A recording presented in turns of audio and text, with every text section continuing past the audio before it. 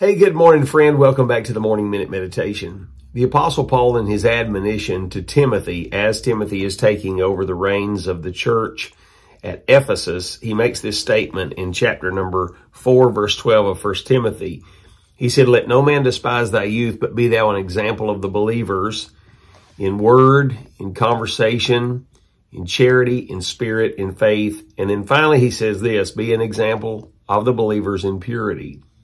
Purity was a huge commodity in the early church.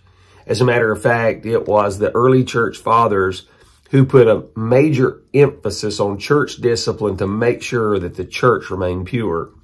It was to the church at Corinth in 1 Corinthians chapter number 5 that the Apostle Paul dealt with the man who was involved with incestual immorality in his home and family.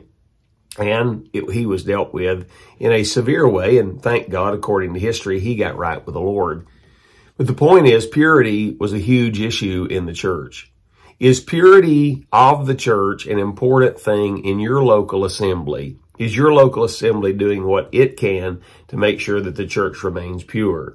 This particular thought was carried on down through the centuries. As a matter of fact, it hasn't been until recent years that purity is not thought to be much at all in the local church, but the church becomes just a simple social gathering.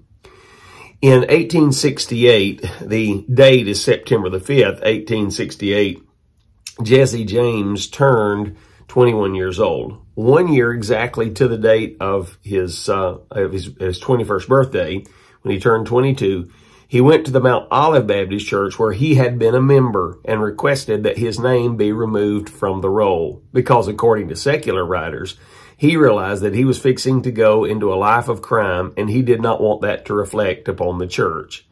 I wonder how many folks in our church have that same idea of keeping the church pure. Hey, think on these things today and have a great day.